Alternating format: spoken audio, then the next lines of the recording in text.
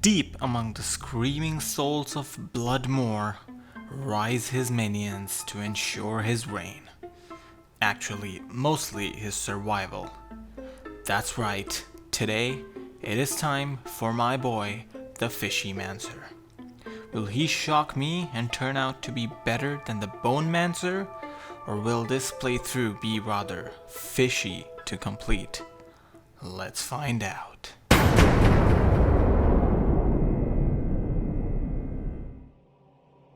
So the first thing you do in Bloodmoor is to find a monster, kill it, raise a skeleton, and repeat. Now it might just seem like with this guy you are just a passive little being with your minions doing all the action, but there is more depth to this guy's game. For example, my choice of skill at level 2 is going to be Teeth. Didn't see that one coming, did ya? The reason I get this is because it is a prerequisite for corpse explosion, so technically it is a part of the build. Plus, it is nice since with the Scully Bro, it helps in clearing out the den due to the larger area of effect damage that it adds.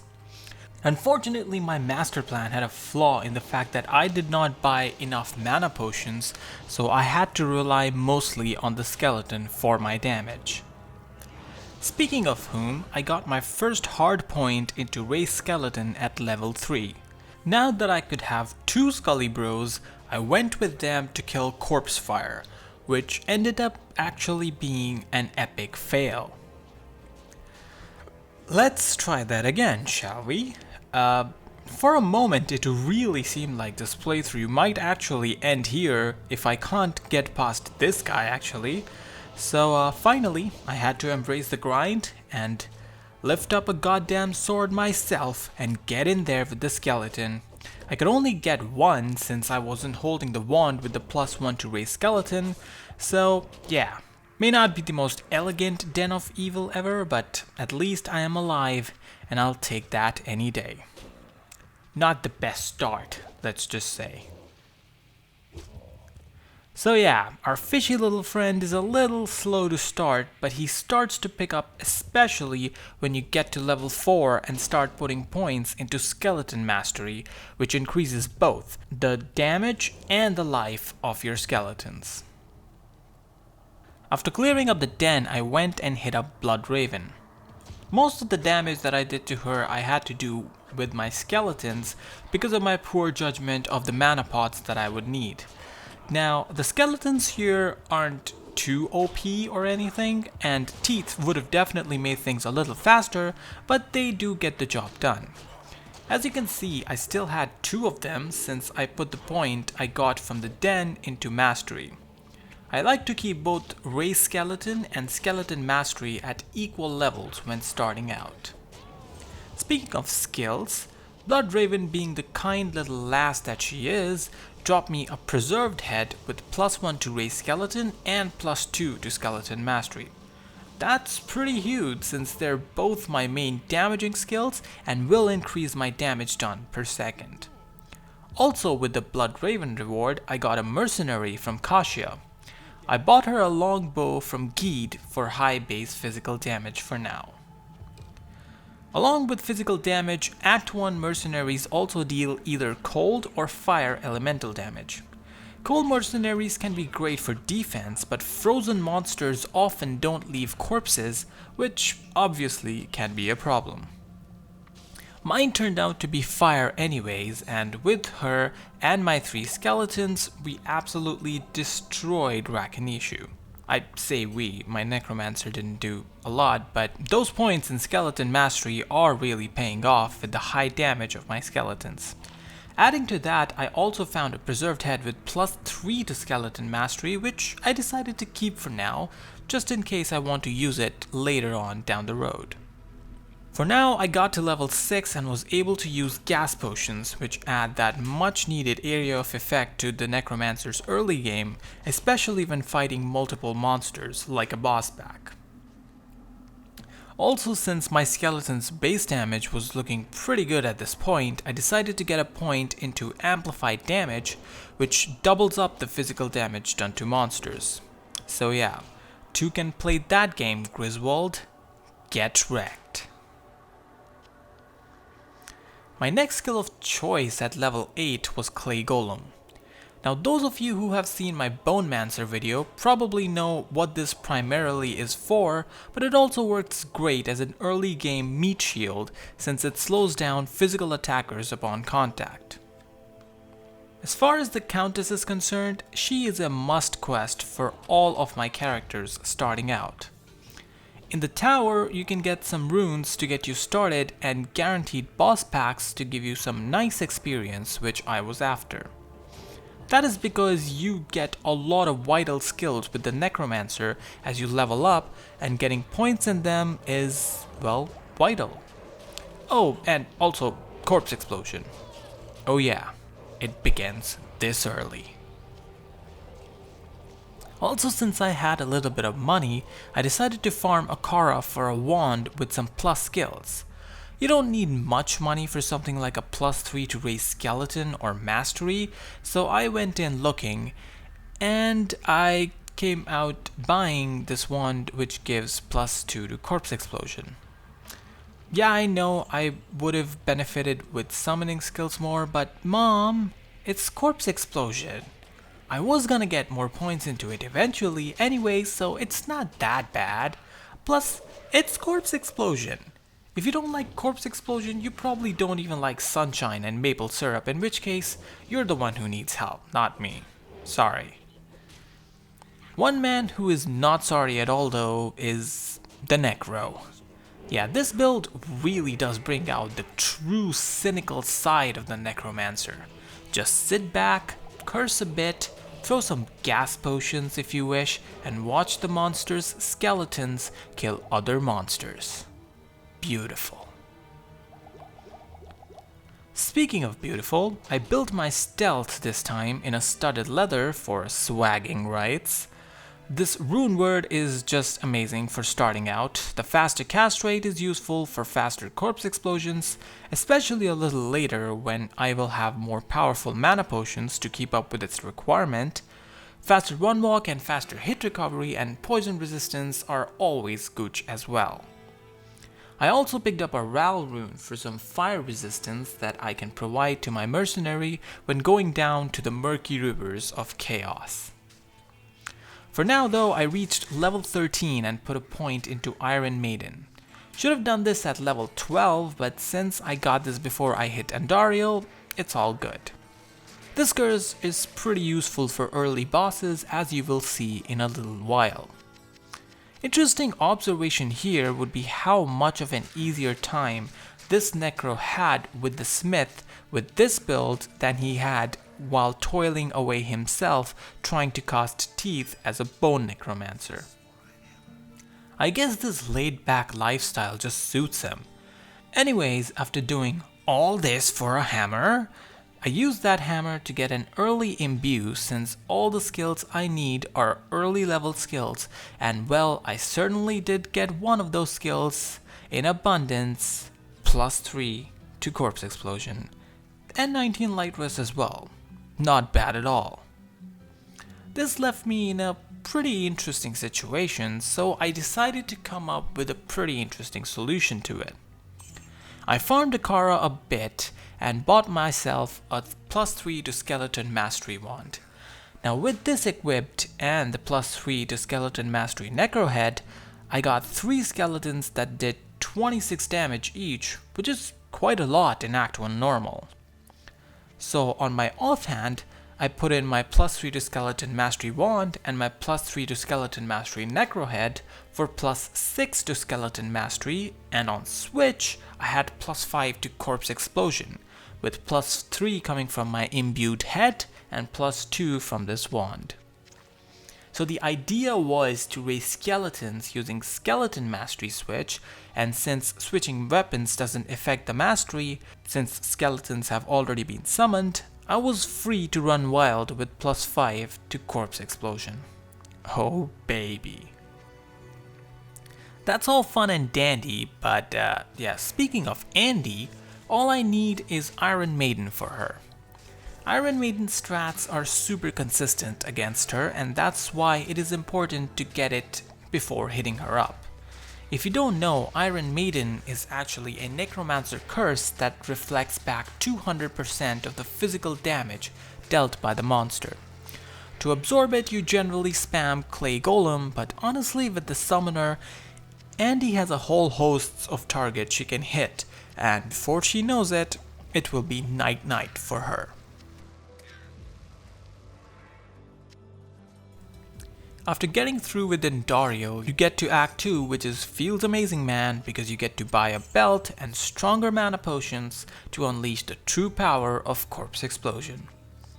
Also, you can get a tankier Act 2 Mercenary, which is oh so important. Speaking of such things, the Radamant quest is one of them. With a Fishymancer, you rely so heavily on your skills for your, well, everything, that getting quests that give you additional skill points is critical. Plus, doing this quest wasn't the toughest, especially with Corpse Explosion. Most things just blow up before they get face to face with you, and the skeletons and mercenary do good damage as well. Doing damage in Maggot Lair though is pretty difficult due to its narrow corridors.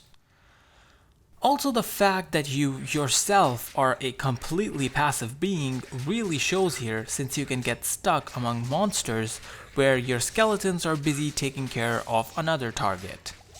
This is where a teleport staff will come in handy in the future. I also grew to level 18 here, at which both my skills of Skeleton Mastery and Raise Skeleton were at 10 skill points each. With that, my skeletons were doing 37 to 39 damage, which is a lot, especially when you consider amp damage with it. With higher levels, the Fishymancer only gets more exciting since you get closer to unlocking new and more fun skills like Decrepify at 24 and Revives at 30. For the Arcane Sanctuary though, I decided to do the opposite of Revive. I actually unsummoned my skeletons. That was because they were being freaking gentlemen in the narrow corridors, waiting for each other to attack first, and I thought it better to just do the Sanctuary with amp damage, Mercenary and Corpse Explosion, and it actually went pretty fast. Summoner almost killed me though, which is ironic since I'm kinda like his little brother, if you think about it. That is because he does high elemental damage, which is pretty spoopy, especially in normal. I used pause buffering to get away from him, which is a basic trick of any game. You just bring up the menu a bunch of times to give you enough response time by adding a little lag to the actions in the game. Duriel, however, doesn't require any such thing to kill though, thankfully. What he does require is a lot of thawing potions, especially for your mercenary, since they increase your cold resistance by 50, and one of the oldest tricks in the book, Iron Maiden strats. Now this fight went faster with the Summonmancer than the Bonemancer with the same strats, and well, it is obvious why. I had a mercenary with me this time, also had skeletons attacking Duriel, which also served as juicy targets for all that physical damage Duriel loves to dish out. And there was of course the Clay Golem. Two of my skeletons actually surprised the whole fight, which was pretty G if you ask me. And I also got Captain's Mask, 22 cold res and 22 mana. Overall, pretty decent experience, I must say. That may come to an end soon, since Act 3 is where stuff gets real, especially in the Flare jungle. The reason for that are these flares themselves, that do lots of physical damage and attack in groups, but unfortunately don't have a lot of hit points, so Corpse Explosion can't really help you there. Who am I kidding? Of course it can, but it is less effective. What's more, the shamans of the flares proved to be an even more dangerous target, as I only had 7 fire resistance, so I had to make sure that while I was waiting for the skeletons to kill things, to not go and stand in front of them, otherwise they'll fry my face off. Zarina is much tamer of a lass though, and thankfully so, since I need to hit her up multiple times in the ruined temple. This is because it gives good experience and I need level 24 to equip a staff of teleportation, and summonmancer plus teleport just fits together like pineapple and pizza. So for that I got to level 23.5 from Serena and moved on to Travancore to get the rest of the experience here. Speaking of experience, my overall experience from this place was quite messy. My skeletons were getting stuck in the narrow hallway, so I had to get in there myself, and that is always just so much fun when there is amp damage being thrown around. What's more, my skeletons were getting scattered. This is where a teleport staff would have really helped, and also one of the council members was Stone Skin. Also, I was afraid my mercenary was gonna die because Act 2 mercenaries are notoriously bad against fire damage, but my merc actually took it pretty well. I had given him a RAL in a helmet, but still, pretty good showing, Hazard. Your efforts to not die immediately have been appreciated. Hopefully they continue a little longer since I'll need that against Mephisto. Now, you can tell that I was level 24 by the time I reached him because I had access to both a teleport staff and the curse Decrepify. Decrepify is this curse that makes it so that the monster takes 50% more damage from your physical attacks, but it also slows down the monster. Clay Golem in combination also slows the monster down since it is made of clay. Like, seriously, I'm not joking. Look it up if you want to. So, all that slowness combined with the fact that my mercenary survived almost the whole way through made the Mephisto kill actually pretty fast. I was honestly thinking that I would have to arrange an army like 3 times during this fight, but 2 of my skeletons even survived to the end to tell the tale. And I got a North rune. I mean, what could be better? Well, what could be better is the Plains of Despair if it had no souls in it, but unfortunately for me, it did. Souls are pretty scary monsters to fight. Their lightning attacks can sear through you, and the same can be said for your minions as well. And I had to deal with these while fighting Izzy. The reason that I was so scared of them was because of skeleton mastery. My skeletons do have a lot of life, but they don't have resistances. So they do well against physical damage, but elemental damage can be kind of a weak point for them. Thankfully with Corpse Explosion I was able to kill off most of the things around Iswol himself, including the souls, and my minions finished off the man in the center as well. Now I wanted an Am rune from my Hellforge, and the game was like, ask and ye shall receive, and just served it on a platter. Unfortunately, the reason I needed it was to build the strength rune word for my mercenary and give him some crushing blow, but this thing is level 25 required, so that plan was an epic fail. Regardless, I made my way to the Chaos Sanctuary and things were going pretty good in the beginning. I was taking it slow and skeletons were dealing decent damage and surviving pretty well as well, and then they met a Infector. First thing that pack did was absolutely incinerate my mercenary. I mean, I was praising him for surviving Hydras. Yep, this is what actually happens to him against fire damage. The rest of my party didn't fare well either. They were killing the monsters, that's for sure, and I was corpse exploding every moment that I could, but they were also dying quick as well, since the elemental damage from the Infernos was proving a little too much for them. When all of them got wiped out, I went back to Cold Plains to regroup, quite literally, and form my group again, and then went back in for round 2. By this time, Infector's group had taken a lot of punishment, and it was only a matter of seconds and a couple of corpse explosions that they went kaput. From there, killing Decise and Grand Vizier is very easy. The former's monster type makes him weak to physical damage, and to kill him specifically, I teleported on top of him. This targeted killing is great for singling out monsters and is gonna work well for Diablo as well. Now in this fight, one of my priorities was to try to keep my mercenary alive. Even though he didn't have any crushing blow on him, he still does more damage than any of my skeletons, but unfortunately that task proved to be a little too hard. Balancing Decrepify and Clay Golem both was proving challenging to my filthy casual brain, as well as I was just spamming one or the other, but to really slow down Diablo you gotta have a perfect combination of both. And you really want to slow down Diablo if you don't want him one-shotting your entire army. Even still, his attacks were pretty strong, and they killed enough of my army to force a retreat and make me regroup.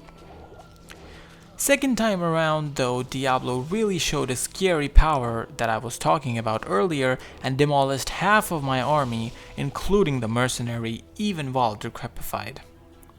Then he proceeded to attack me as well and almost killed my Necromancer, but I hung on by the skin of my teeth. I didn't regroup this time since I knew that his health was pretty low, and skeletons, although as frail as they may be to his OP attacks, did do some pretty significant damage to him, and I was able to finish him off with Decrepify Golem and the 3 skeletons that survived to tell the tale.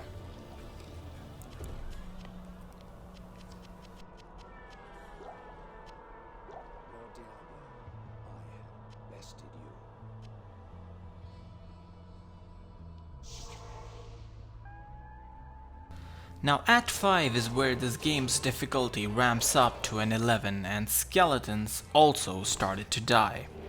Due to this, the pain of switching setups between Skeleton Mastery to Summon and Corpse Explosion to Play really started to show. It was neither efficient nor, dare I say, fun. Monsters also started getting tankier, and the Frozenstein fight really showed this. Now although Corpse Explosion made this fight a hell lot easier than it would have been without it, the lack of my mercenary who had died before to Moonlords really showed here. Skeletons being frozen and dealing only mediocre damage was still cutting it, but it was pretty slow.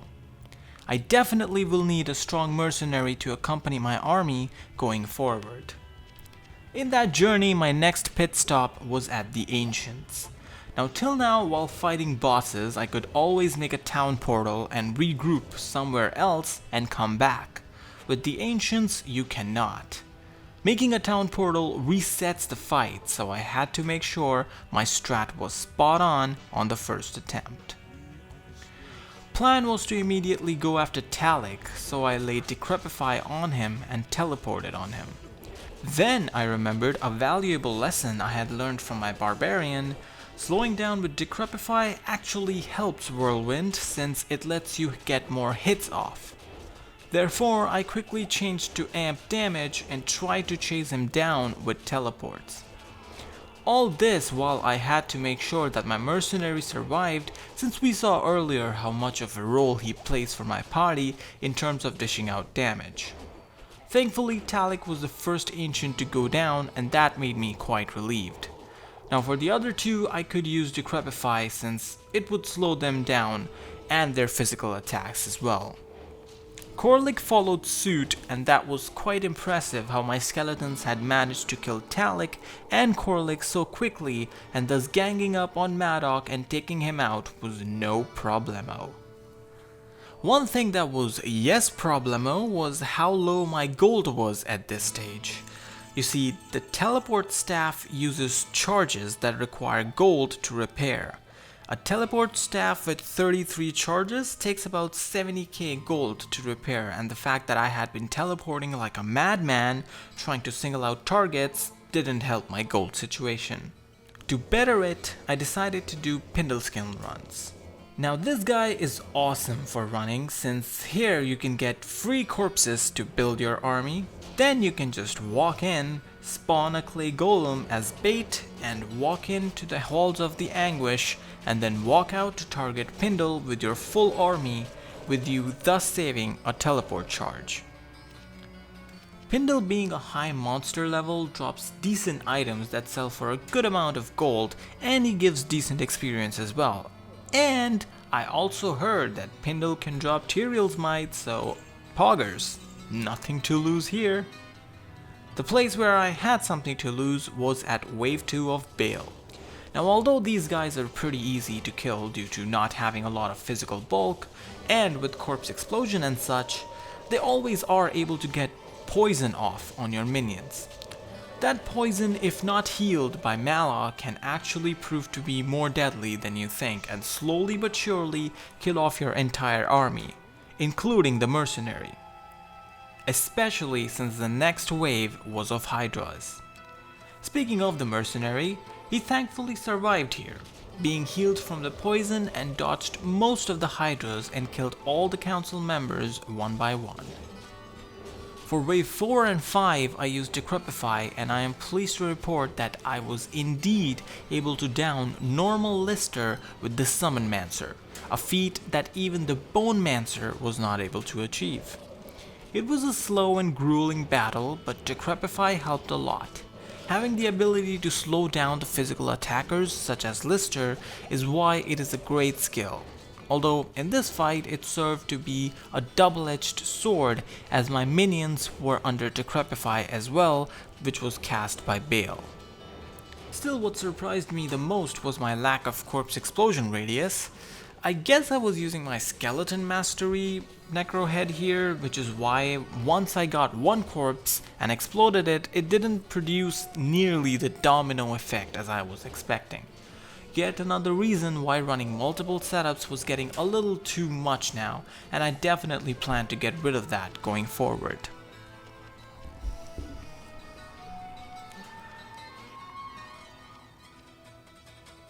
For now though, Bale only needs one simple setup: Decrepify plus Clay Golem plus Mercenary plus Skeletons. Pure and simple. Now Bale doesn't have the one-shot ability of Diablo, so this fight is a lot less butt clench worthy, but sure, it can have its annoyances. Thankfully a lot of those, mainly Bale's ability to teleport around like crazy, is shut down by Decrepify plus Clay Golem.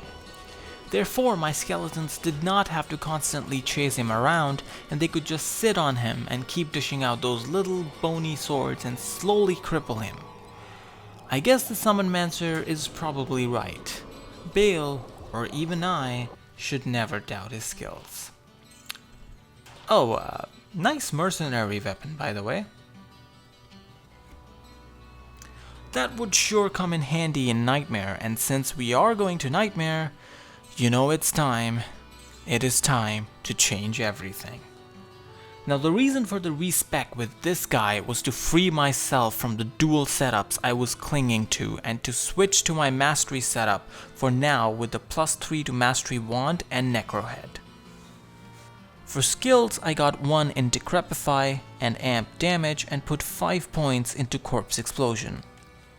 Then in the summoning tree, the first skill I got after the required ones was Summon Resist, since I don't want to take any chances with elemental damage in Nightmare. After that, I maxed out Ray Skeleton and put the rest of the points into Skeleton Mastery. From here on out, I will be skilling Mastery and Corpse Explosion as required.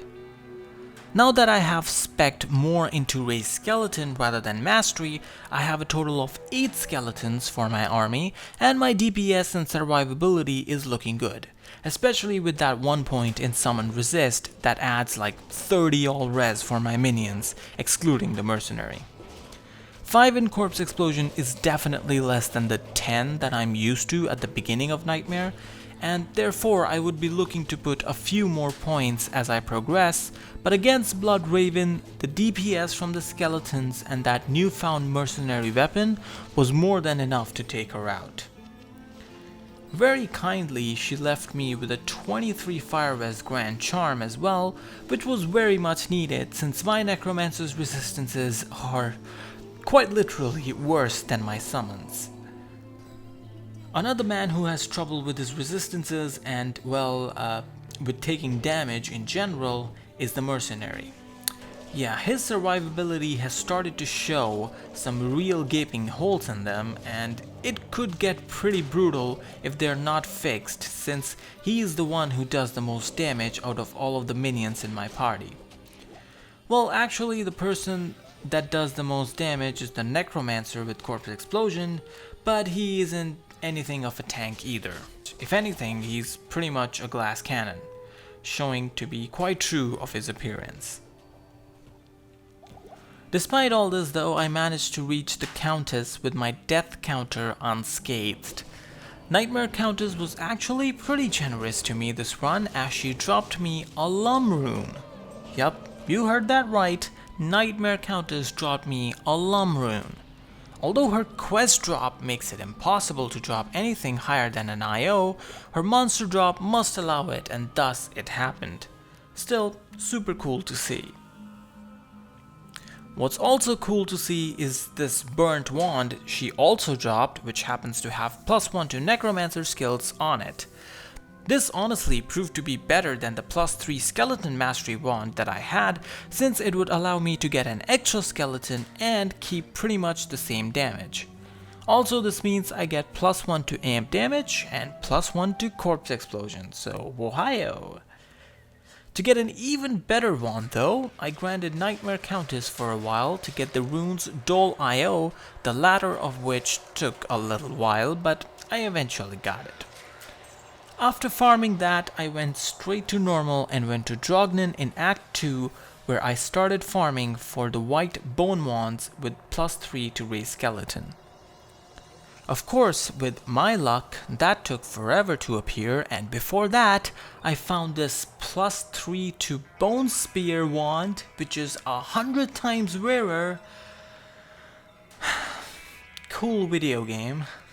Anyways, spending a little more time down there, I eventually got it, and then got Lazurk to get 2 sockets in it so I could build my white.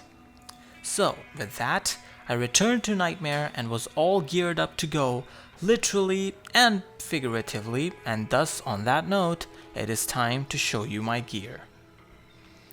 My weapon is the white wand, which I was alluding to earlier. I got a bit of a bone to pick, no pun intended, with the people who have posted guides online about this character, because none of them even dare to mention this wand in their guides. The whole community doesn't see this as a viable option for the summonmancer, and I cannot wrap my head around why. This wand is amazing. Especially with +3 to raise skeleton base, it gives +3 to corpse explosion, 20 FCR so that the exploding speed isn't painfully slow, and yes, at very slow breakpoints you can tell the difference. Then it gives +4 to skeleton mastery, a whopping +6 to bone armor, and 10 to vitality, which is pretty big for a fragile dude like the Necromancer. Dare I say it's almost as good as the arm of King Lyric. Okay, probably a little bit of an overshoot, but geez, it's definitely not bad. I'm getting extra 30 damage from this per skeleton than my +1 to Necro wand, and I got an extra skeleton and extra points to corpse explosion. So overall, really good wand for the Necromancer in my opinion. Speaking of really good, well, more like basic but nice is lore. Ortzol in a helmet for +1 to all skills, which is super handy, +30 to lightning resistance, which my Necro needed, and +10 to energy, which helps to keep the corpse explosion train going for longer. Speaking of needing resistances, my amulet solves that problem a little bit by providing me with 7 all resistances.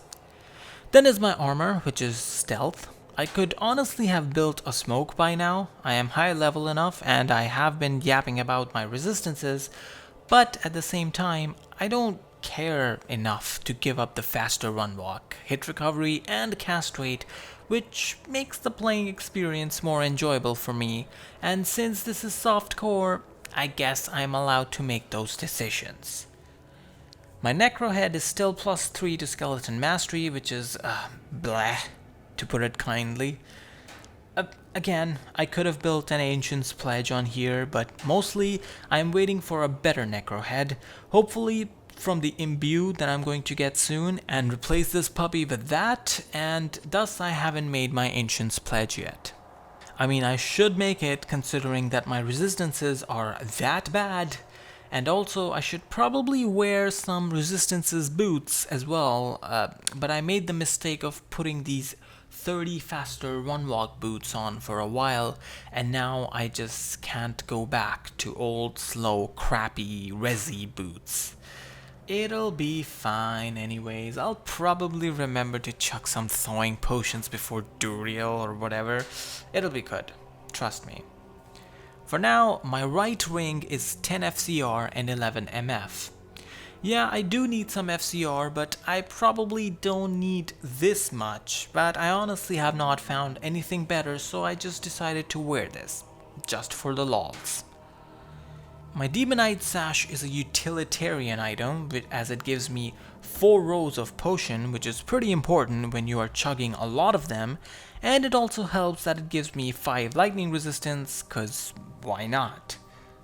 Left ring has 15 fire res and 8 MF. Again, just haven't found anything better, so this is doing the job for now. For gloves, Charcy sold me once with 28 fire res, which is pretty nice and quite important since fire damage is literally everywhere and very dangerous, so as much fire res as you can stack, the better. Charms are a mixture of life and resistances, and yet my resistances are awful, like I mentioned, and like you would have seen. My life though is looking pretty sad, but my Necromancer's life is at 537, so I guess that makes everything alright, and my level is 39 from all that count as farming. Also, someone in the comments asked for builds at the end of Normal, Nightmare, and Hell, so let me just run you through the skills once again. 24 in Raised Skeleton, with 10 skeletons total, doing 152 to 154 damage and 465 life each.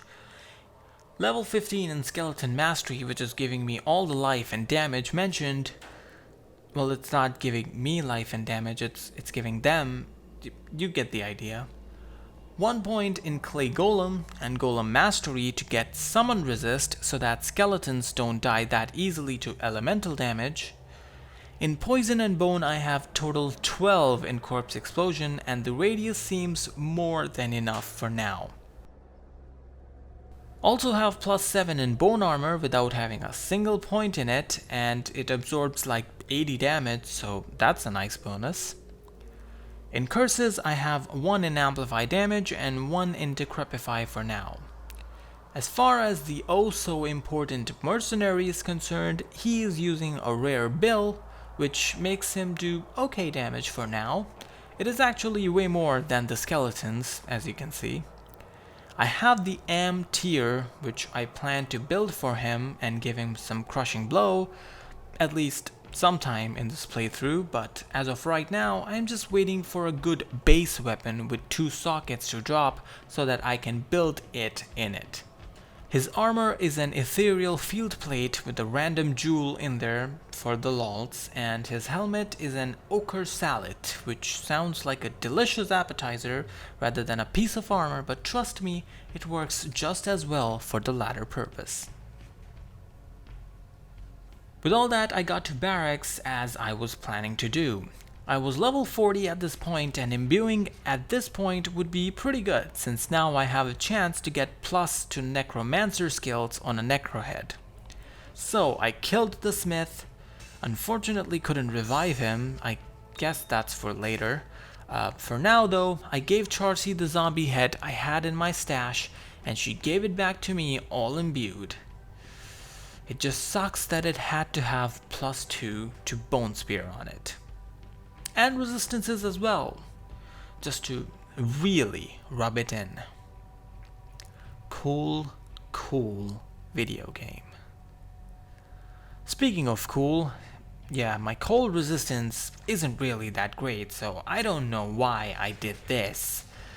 My poison resistance is much better though, so I was pretty confident that I was gonna fare much better against Andariel.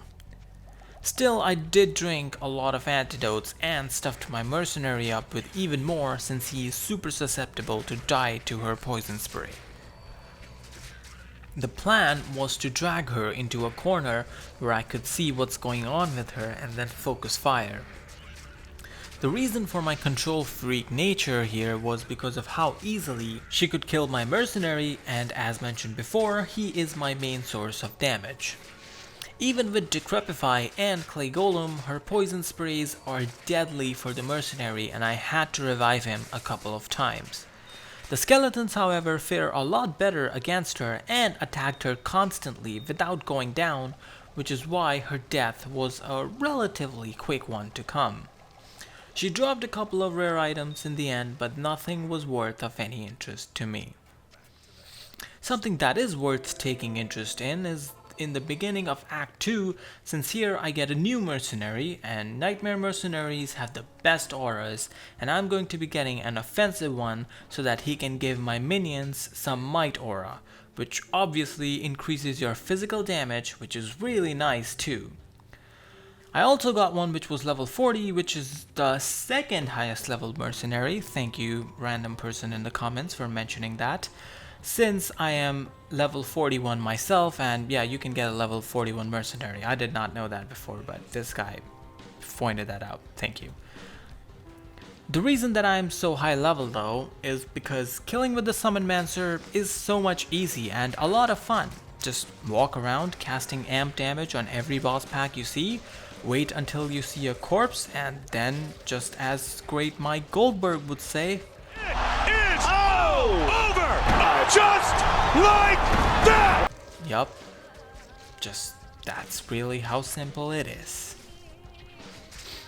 It also helps by this point in the game that the monsters are at a level where their health is high enough that corpse explosion does a lot of damage, so making those chains is easy. I guess I should explain that corpse explosion does 70 to 120% of the monster's health in physical and fire damage. So yeah, the more health of the monster, the more damage from corpse explosion. Nicey nice, nice, nice.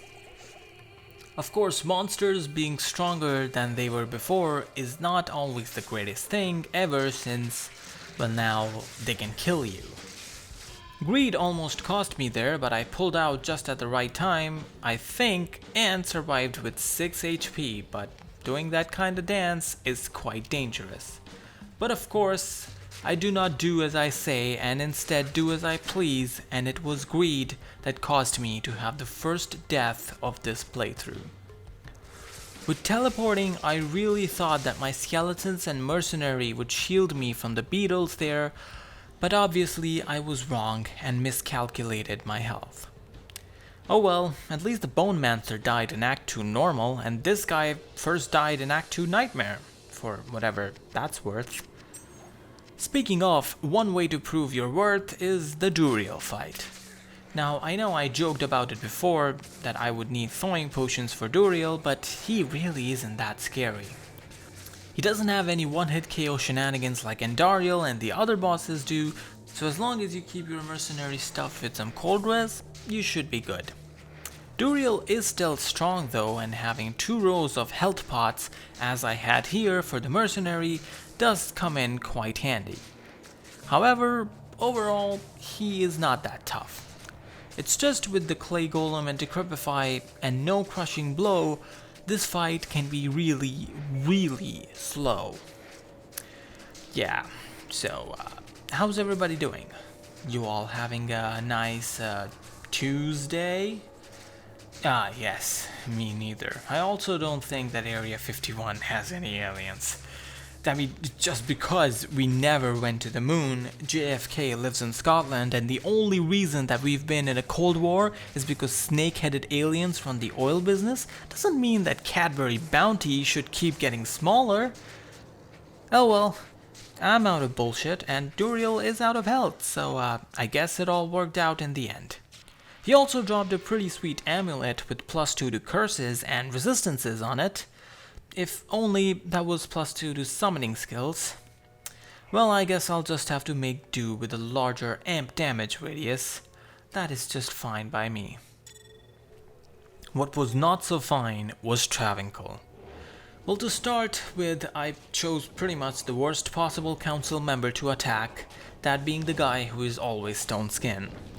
Then, since I had recently fought an elite pack, my army was kind of weak and cursed with amp damage, so skeletons started dying left and right. After reviving them though, I was playing quite recklessly, as you can see here. After getting the kill on the first council member, I just straight teleported into the place 420 no scope style. All of this in the end did cause my mercenary to get blazed up, ironically, and yeah, that was kinda sad. Alhazir, you will be remembered until, I revive you like 30 seconds later. That's because I was going to need him for the Mephisto fight. So this fight really shows that we are at a point where having Crushing Blow on the Mercenary would definitely start to show a difference. Crushing Blow, if you do not know, does a percentage of the monster's current health in damage, and thus it takes down bosses down from full health to really low health quite quickly. But still, even as is, my Mercenary does decent damage, as you probably saw when I brought up his screen for a brief moment. The benefit of having just a straight higher damaging weapon is also that the damage carries through the whole fight, whereas Crushing Blow, as you might imagine, has diminishing returns. Oh well, Mephisto's HP bar was the only thing that was diminishing here, and there is no returning back of this third brother now from the abyss.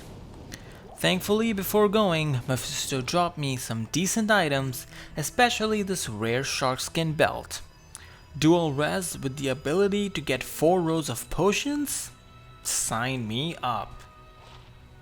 Now the damage output of the monsters increases considerably in Act 4 Nightmare, with all the pit lords and necromages doing crazy amounts of physical and elemental damage. With all that, it is always nice to have a soul-less Plains of Despair, since it makes taking down Izzy super easy. He himself isn't much of a threat, since his only attack with any area of effect really is that meek little Frost Nova. Also, since his physical damage isn't much either, I just felt confident using amp damage against him instead of the whole shebang with Decrepify and Clay Golem. Killing him is always nice though, since this quest rewards 2 skill points that can be put into Corpse Explosion for that sweet increased radius. That would be useful down in the River of Flame, because there is a sheer abundance of monsters down here, and getting long chains of Corpse Explosion is how you survive and do damage, basically. The skeletons just become mere spectators after getting the first kill. That isn't to say that that's a bad thing, actually it's a really good thing, and that's how I took down Mephisto as well. Corpse Explosion plus amp damage is a nasty combination that does a whole lot of damage, and it yielded me a unique cask from the Hammerman. People who have seen my Barbarian video just recently, well, not that recently, I haven't uploaded in like months, but you might recognize this item. It is actually Steel Skull, which has dual leech and some magic find. Good for the Mercenary, I guess, especially if he gets the last blow on the monsters, since that magic find will then be applied.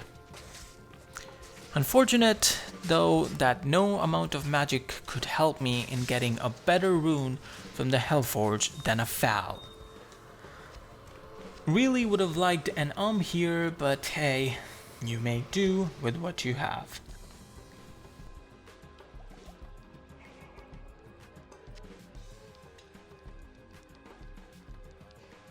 And what I had is a real close chance to getting an epic weapon for my Mercenary for his strength base, but alas, the lance that I found ended up being a 3 open socket rather than a 2 open socket.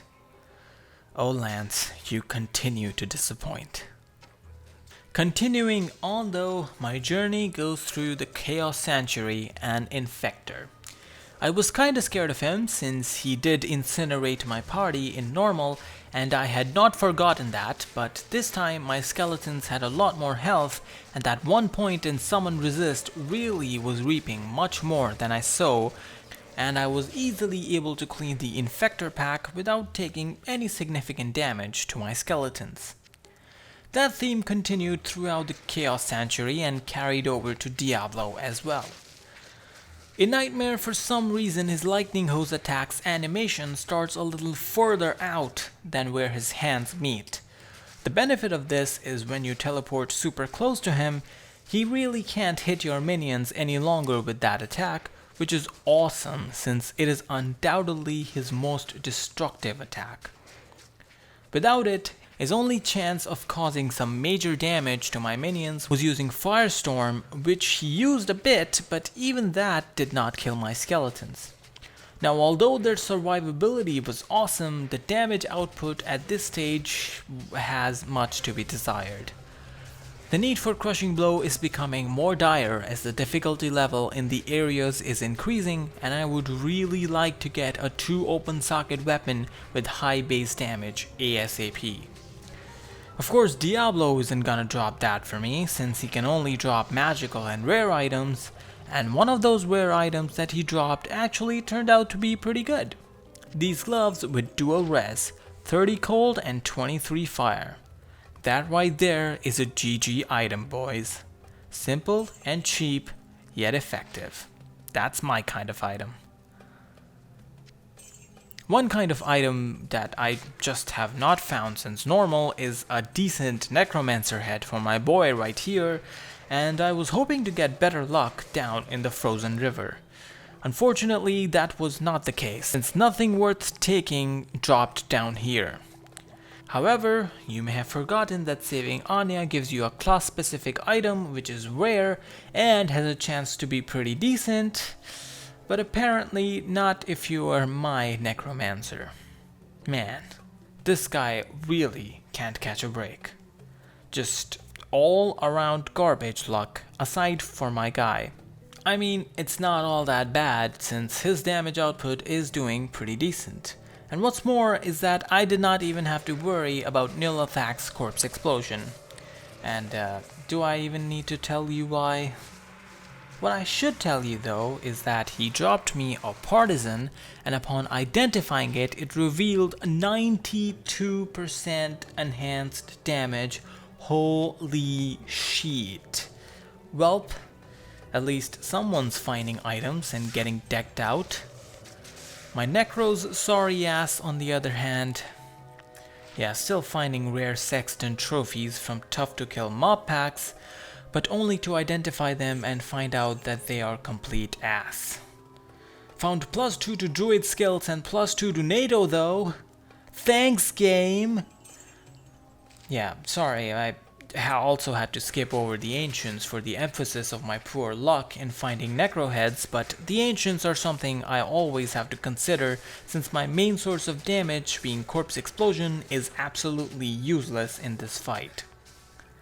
Also have to complete them in one go like I mentioned in normal, but since this is only Nightmare and I have been kicking ass, I think I should be good.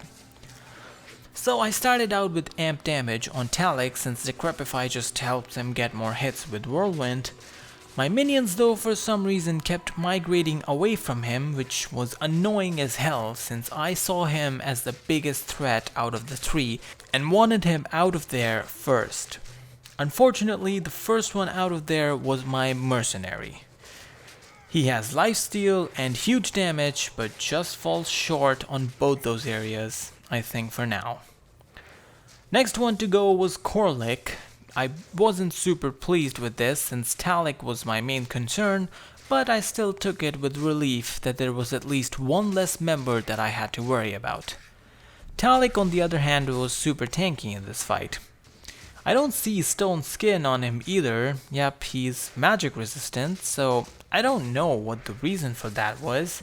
Maybe because my main source of damage, being my Mercenary, had died, but my skeletons took their sweet time to take him out. They also split up into two groups, so I had to put amp damage on Talak to try to take him out, and Decrepify on Madoc just to stall him for a while. Also, once his whirlwinding brother was down, I led the dogs out on Madoc and they went to town against him. Again, the absence of the Mercenary is definitely noticeable, so I would like to keep him alive in the future, at least for the important fights. One of those important fights is the final boss of Nightmare, Bale himself. Now, Bale's minions were pretty easy to kill this time, and as you may imagine, it was all possible because of corpse explosion. I used corpses of the previous wave to kill the incoming wave and rinsed and repeated, and it all worked out rather beautifully. What wasn't so beautiful though is what you are seeing on your screen right now. Yes, this fight was painfully slow on both ends, Bale's and mine, since he has a huge HP stat. Due to this, the lack of Crushing Blow is really starting to show now. Crushing Blow really works wonders since its damage effectively scales with the HP, since it always does a percentage damage to the boss's health, but at the same time, when getting to low HP, your weapon's base damage comes into play, which is why I have waited so long to build one. However, at this speed, I definitely won't be able to do any Bale runs with any sort of efficiency, so I guess I'll have to innovate in the magic find department this time to hopefully get a good weapon for my Mercenary before I can do Bale runs for the levels. Bale himself did not help the matter at all, since all he dropped me was this vortex snout thing, which would have been good for the barbarian, not for the Necro, and a rare serpent skin armor, just taunting me with that potential Viper Magi that I could have gotten. Well, that Viper Magi's gotta wait, since before doing Bale runs, I would be going to cow level in Nightmare to get a solid base weapon for my Mercenary. The reason for that is that cows are the highest level monsters that I can kill in Nightmare, and they have a very decent chance to drop white or grey items, which I can use either straight away or by using a socket recipe. One thing that you always have to be beware of in the cow level is to not kill the Cow King, since after that the cow portal does not work anymore. A good tell is that he always spawns in the same spot near fences and is always lightning enchanted, so as soon as I see the two in conjunction, I try to avoid that particular area. While doing cow runs, the first thing that I found was this rather nice small charm with 5 to all resistances and 8 to life. Pretty crazy good for the defenses, that's for sure.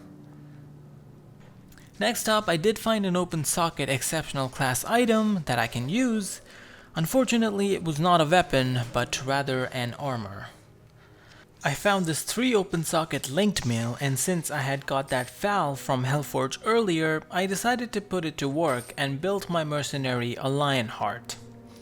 Hellum FAL in an armor gives you 20% enhanced damage, some nice stats all around, and an additional 50 to life and 30 all resistances. Pretty solid defensive option for a Mercenary, especially if you have the runes just lying around, like I did.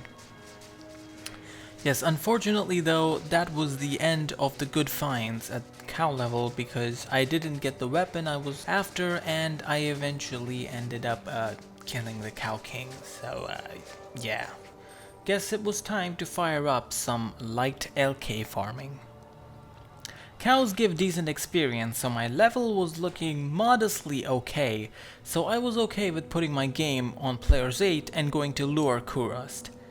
Here I found a pretty nice circlet with +1 to skills and some good other stats, so that's always cool. Other than that, I did my usual routine of farming Lore Kurust for some gold, and after that, giving Nightmare Anya a visit and troubling her constantly till she gave me a good item while gambling. Instead of coronets this time, I mostly focused on amulets and rings because I found those to be cheaper, more consistent, and omnipresent in the gamble section, so even farming for them was more efficient. After all that light duty stuff, it was time to get real and time to fire up hell. I was just planning to go to Hell Pits to continue my search since they also drop a whole lot of white items, and since I was just making my way there, I wasn't recording, and during that, a random blood clan on the way dropped me a casual rune. So yeah, I have that now. I guess this is the reason why you do hell runs. On a bit of different note, I also had my second death here since monsters down here, especially archers, can spawn with OP mods like multi-shot, and if they get to you with your health a little low, yeah, you're always gonna have a bad time. I guess this is the reason why you don't do hell runs. With risks though come great rewards, and I got them in the form of a lot of experience to the point where I did not have to do bear runs anymore to get to a level where I would be comfortable clearing hell with. With that, I went to the Countess's tower to get my second rune, and as you can see, I was using revives while I was there. I will talk more about these when I show my build, but just for a brief overview, playing with them is a blast. It also helps that while doing my Countess runs, I finally found a good weapon for my Mercenary in the form of this 2 open socket Stygian pike. I had a few ogre axes stashed and I compared the damage of the two, and when I found that they were pretty comparable, I went ahead with it and made my strength runeward. As you can see, switching over to it, I lose pretty little damage on the minimum side but gain more on the maximum side, so that's awesome. Plus I get all these amazing stats that this simple and cheap runeward has on it. I really should have made this sooner, but to be fair, the weapon I had been using before this, the Kelpie Snare, had a lot of damage on it as well.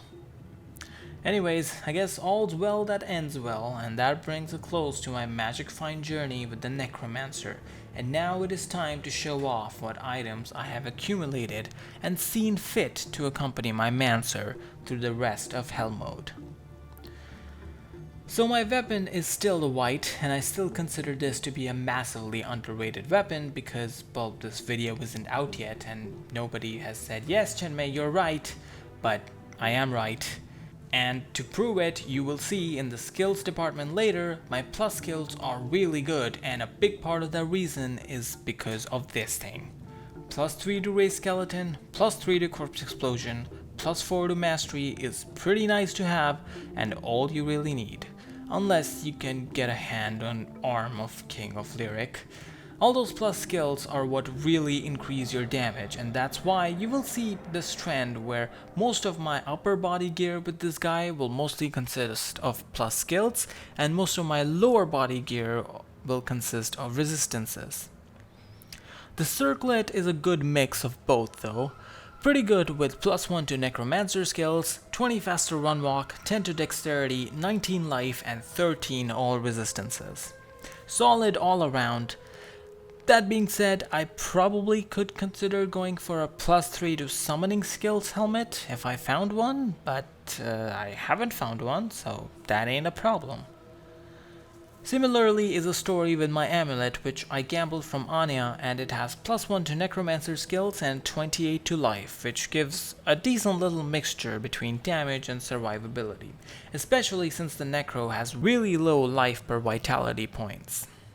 But of course, something like plus 3 to summoning skills would be the dream. It's still a dream for now, and until then I am happy to live with this in real life. My shield is Splendor, Ethlum in a bone shield. The reasoning for that bone shield is really stupid. It's honestly only because I wanted to stay consistent with the thumbnail, and since bones and skeletons is a theme with this build, I was like, why not go all out with the Halloween look. Other than that,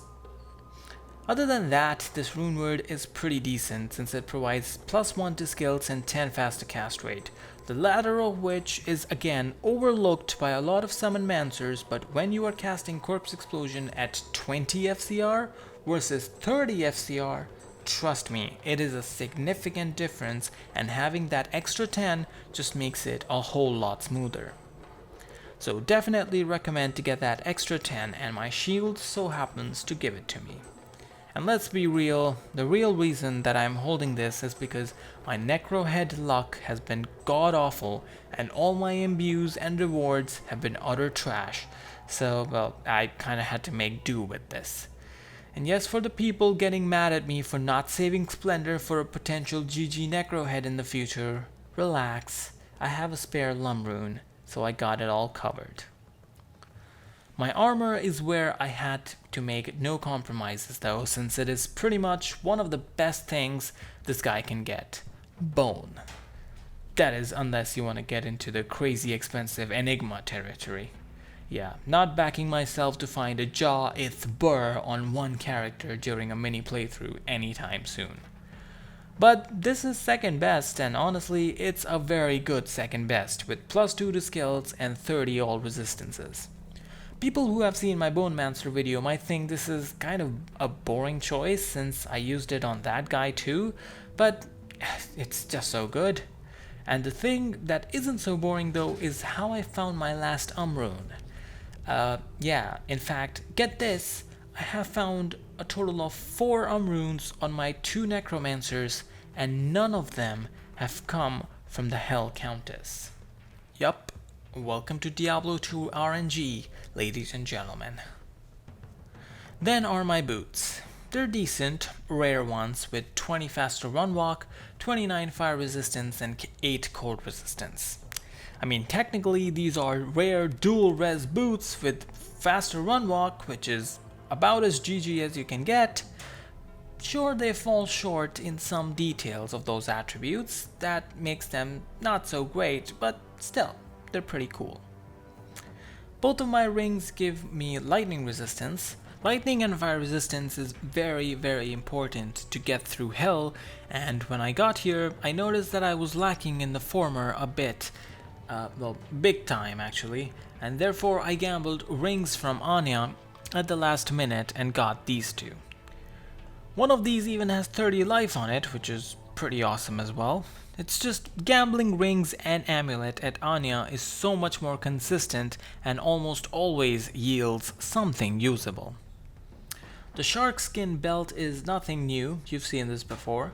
24 lightning resistance, 22 fire resistance, and 24 faster hit recovery. Looking good, and similar story with the gloves. 30 cold and 23 fire resistance. GG stuff right here, folks. With all this, my resistances are finally looking alright. Cold and poison are lacking a bit, but some thawing/antidote potions could fix that in a pinch. My charms are also all contributing to these resistances, as that's all I have found this run. Yup, no useless killers this time, folks. Feels bad, man. Actually, I realized that I had more cold rest charms in my stash, so yeah, I now have 30 cold rests. Oh baby, we're solid now. Anyways, I also have this 30 all resistance amulet, holy smokes, that I gamble from Anya, which can fix up my resistances if I really needed to. Don't think I will though, because it's looking pretty alright, and my life is also at a decent 1030. For skills, I have one in amplified damage. I cast it on every monster except for bosses, well, till now. Whether that trend continues in hell, you'll have to wait and see, but this is where this has been coming in handy, which is Decrepify. In poison and bone skills, I have 11 points in bone armor, even though I have 0 hard points in bone armor. Not sure if I'll even need to cast this though, since my armor gives me chance to cast level 10 bone armor anyways. That was a lot of armor. Then we have Corpse Explosion at level 28, maxed out. Oh yes, at the end of the day, you may have a boss mercenary, loyal skeletons, and fun revives. This is how you do damage. It's just that good. Still, a summonmancer needs summons, and for those I have maxed Race Skeleton, obviously. With all my plus skills, I have 11 skeletons in total, and they do 284 to 287 damage, which is a lot, especially combined with the fact that I have amp damage on everything and they will have might aura at all times, hopefully. A lot of damage is being dealt here. Skeleton Mastery is also maxed out, giving them and my revives more damage and life. The life of skeletons currently sits at around 800 hit points. Summon resist is sitting at 9. I have some hard points invested in here, not a ton, but overall this gives my summons 56 all resistance, which honestly is as good as my resistances. So yeah, elemental damage should not be that much of a problem anymore. Then of course is the fun part, revives. Yeah, I know, you probably have heard people whining about how these things disappear if you go too far away, or how they disappear regardless after 180 seconds, but dog, you gotta try these. They are a hell lot of fun, quite literally, because you can get all the hell monsters to fight for your amusement, and isn't that what a Necro life is all about, really?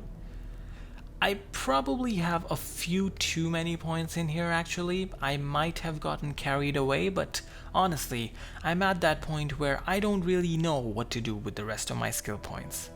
Put them into Clay Golem, I guess? And that's probably the best bet. I'm not gonna respec just for that though, since it's not that big of a deal and I am lazy and I would rather just save the respec for Homunculus or something. Another all-important part of the build is the Mercenary, so we gotta talk about him a little bit. His headgear is still Steel Skull. It is pretty awesome. It was a pretty awesome find for my Barbarian, as proving to be a pretty awesome find for Alhazir here as well. 10 increased attack speed, 10 faster hit recovery, 5 lifesteal, and magic find because why not? That magic find is a pretty good chance of proccing since my Mercenary will more than often get the final blow on bosses. His armor is Shaft Stop. I found this in the Countess Tower for him. This thing is notoriously good for that damage reduction. He had Lionheart before this, as you saw, but that 30 damage reduction, it's just too good to ignore, especially when every cat and its mom has amp damage on there. And this just really helps out against a lot of physical damage. Though this does leave him susceptible to elemental damage a little bit, but I think we should be good. I do still have Lionheart just in case I really need those elemental resistances for him. Finally, the weapon, a strength worthy for my man. This is a pretty solid merc weapon, I mean 35 enhanced damage, lol whatever, but 7 lifesteal though. That's huge. I have noticed myself trying to teleport away while raising summons because I think he's going to die from monsters, and then he just wrecks shop now, and he does that by staying pretty much at full health because of that massive leech. Then there is the all-important crushing blow, which, come on, say it with me, does a percentage damage to the monster's health, so it is incredibly effective against bosses. And then 22 strength is pretty huge too, since it allows him to wield heavy weapons like the Stygian pike. He does about 245 to 713, which goes up to 1.2k with the might aura, so yeah, we are ready to wreck some monsters right about now. So to do that, I went over to Catacombs, and while fighting Broomstick Man, I found Dangoon's Teaching. A pretty sweet weapon for a Whirlwind Barbarian that I find right after I am not a Whirlwind Barbarian. Of course I do. Well, that drop isn't going to be useful for me in the Endariel fight whatsoever, but what will be useful is some of those Broomstick Ghoul guys that I killed and I revived since, why not? Still though, Endariel was still dangerous and I took all necessary precautions against her that were to give me and my Mercenary some antidotes so that they can last the whole fight. After that, I went in and cast Decrepify on Endariel and then teleported away, and from there, these cool guys that shoot fire were definitely doing their job by making this fight #lit. More than that, what was doing its job well was Crushing Blow, as it quickly chopped down Andariel's hit points. After that though, my revives, skeletons and mercenary were more than capable to end her once and for all, and they probably could have been fine with amp damage on, but I took the safer route since amp damage, though it would have been faster, it could have also gone pretty south. And speaking of which, yeah, this trophy sums up my Necro head luck for this run. No plus summoning skills, no plus Necro head skills, just utter and pure trash. Every single time. I better be getting a homunculus soon to make up for all this garbage. Speaking of garbage, well, actually I can't afford to since it is claw wiper time. This place is generally scary as hell, but with this guy I was excited cause I had the opportunity to get some snakes in my party. That's the beautiful thing about this skill, is that the scarier the monsters that you're facing, the more excited it makes you, since you can revive them and recruit them to get them on your side. Fangskin was ready though, with his own minions and even Might Aura. It is just a shame that he lacked the ace in the hole, which I have always binded to the C button. That's right, corpse explosion. Nothing matters when this thing starts rolling, and it is the closest thing to an unstoppable force in Diablo 2 that I have seen. Arcane Sanctuary was pretty rough for me since those thin corridors make it awkward for summons to navigate through and attack, and it was prolonged as well since I got the 4th way in the arcane, so I had to burn through a lot of rejuvenation potions and teleports to get to the end. Talrasha's tomb was tough too, but this time it was because of ogres. Oh wait, I had ogres. So for those of you who don't know, these huge guys are the ones I am referring to as ogres. The special thing about them is that they deal damage in crushing blows. Yes, the same crushing blow that my mercenary's weapon has, that I had been wanting to get all game, and now I had multiple sources of it, all fighting against one poor Duriel, and that too with amplify damage. Yeah, the Bonemancer made the Duriel fight look easy, and the Summonmancer says, "Hold my blood, Golem." Never thought I'd say it, but I guess this guy is really outperforming the Bone Necro in hell difficulty. Also Juanin's Bill, which would have been a great find for my mercenary in Nightmare. For now though, yeah, if nothing else, I guess that last fight should have sold you guys on the idea of Crushing Blow, so let's just swiftly move on. Swiftly right into the Great Marsh. Now this place can be scary since the souls in here are relentless and deal a lot of elemental damage, and that could easily take you out of commission, but thankfully I got Zombie City instead. Now these guys, being undead monsters, are not the easiest things to kill since they do have naturally high physical bulk. But they're slow and not that immediately threatening. For that, you'll have to go to the Flared Dungeon. One of the first encounters of those I had was with the Doll's Pack, which can be absolutely lethal since they can cause massive explosions when they die. But then I had an idea. Yeah, you can probably guess what it was. It involved corpses and explosions. Dolls here though are not the only dangerous entity. Flares can be just as bad, especially when you're cursed. I tried pause buffering here and was drinking rejuvenations in the middle of pause buffers and trying to teleport away, but greed got to me again and in came another death. To make up for it though, I cleared the dungeon and made my way to Kurast Bazaar, where I found a 3 open-socketed phase blade. Crescent Moon, anyone? Where is a Holy Shock Zealer when you need him? Well, I might not know where he is, but I sure did find some ogres in my durance. And then a pack of dolls killed me and I was mad.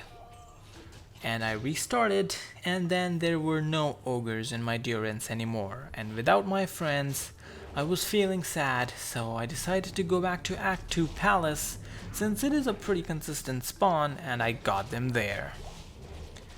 After which, I had to book it back to Act 3 through the town portal, because all revives are on that 3-minute timer, after which they die no matter what. Thankfully, killing Mephisto takes less than a minute. It is also worth noting that I guessed that putting additional points into Clay Golem can help slow down the monsters upon contact even further. And the reason that I'm telling you this fact in this fight is because clearly it is the most impressive part about this. Yeah, the fact that Mephisto's attacks were so slow. Wow, so impressive. His HP bar was not that slow though. So yeah, that's always a nice bonus. That Clay Golem really works though, and to show it I tried fighting Iswal. Now he is much more of a physical attacker, and therefore I thought he would be a good mannequin for that purpose, but I forgot a lesson I learned from the Bonemancer, how frail poor Izzy was to corpse explosion, and once I got a couple of corpses around him, he was donezo. Also, yes, that is indeed a revived soul I have, and yes, it is only for style points, of course. Reviving these is a dangerous game though, since they do give you a very hard time. Strong elemental damage coming from undead monsters is like the summonmancer's worst nightmare. It kills the mercenary instantly and are just as bad for the Necro's health. Avoiding them is recommended. After seeing Mephisto and Duriel getting beaten to a pulp by the ogres, I decided to plan in advance this time and resetted the river of flame so that I could spawn some ogres right here for later, and after that I went in to take on the chaos. Starting off with the usual Infector kill. He's definitely the tankiest, and the fight with him did start out in a pretty stagnant manner. Also, fire damage from their infernos is pretty scary, but it didn't kill my mercenary. It sure was getting to him and showing signs of his lack of resistances. I had to wait a little and teleport around to get that first elusive corpse, and that starts the train wreck, and after that, yeah, you know the rest. In fact, the rest of the Chaos Sanctuary was pretty straightforward and predictable. The Sykes and his boys absolutely crumble under physical damage and are therefore destroyed by my army of skeletons and revives.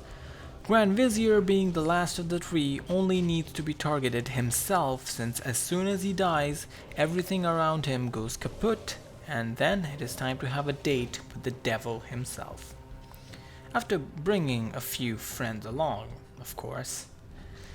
Now this fight... Okay, first of all, this wasn't a fight. This was probably the closest thing to an assault that I have ever witnessed in this game. I mean, it wasn't even close.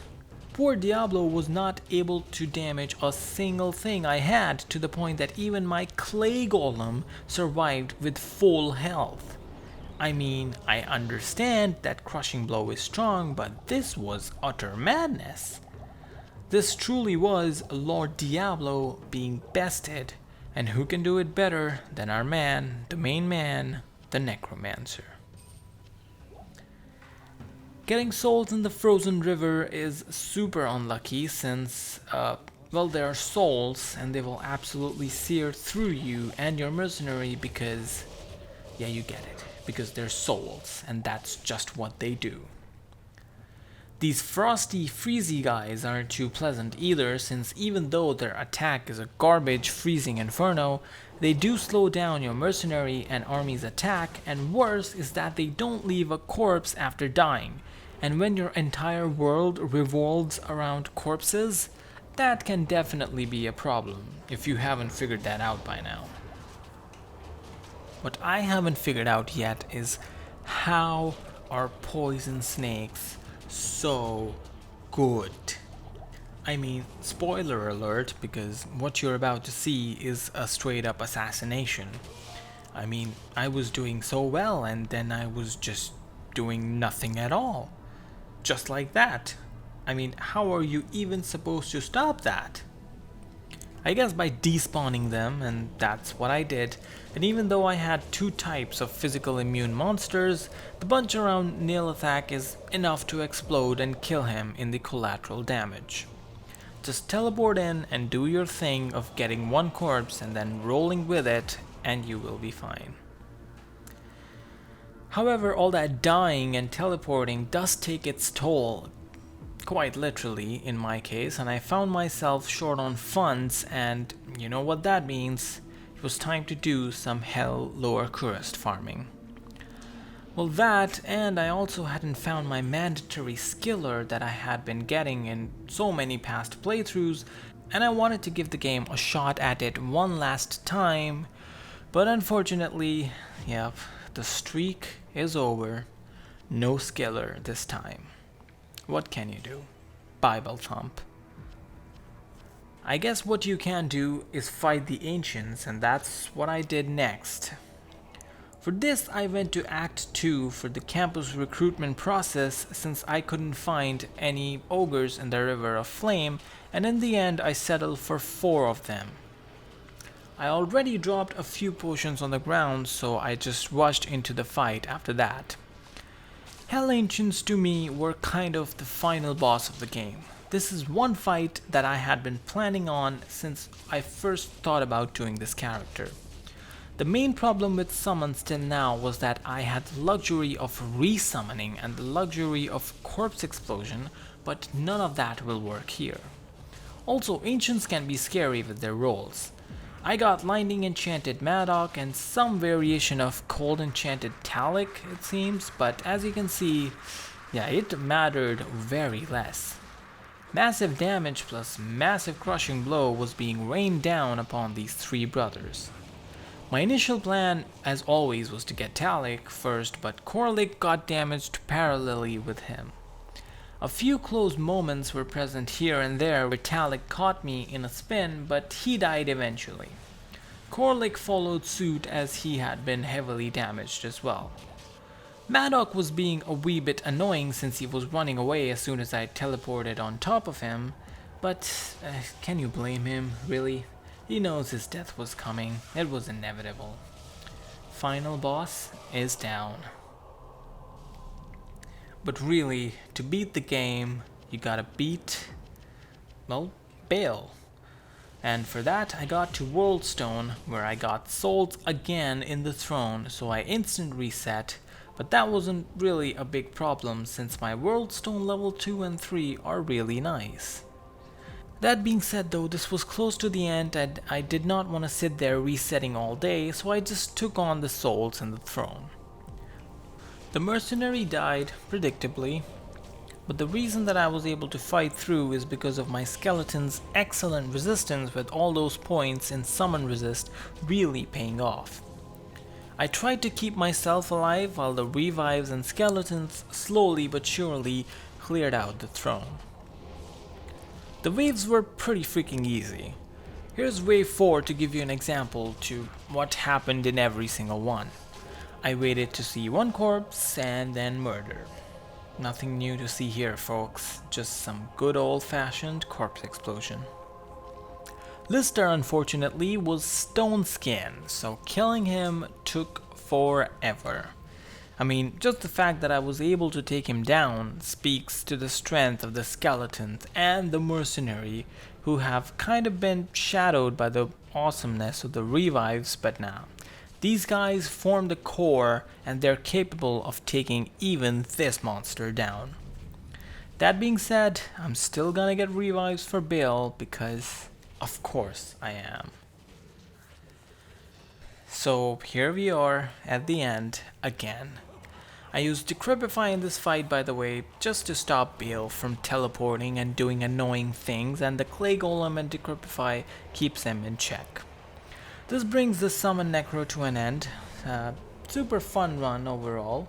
Started out kinda slow, to be honest. If I could do it again, I would probably invest more points into raised skeleton in the early game rather than mastery.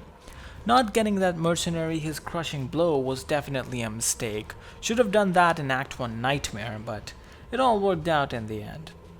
Especially after getting the strength in Hell Act 1 and getting all those revives, things started falling down like statues, and having max corpse explosion, yes, it never hurts.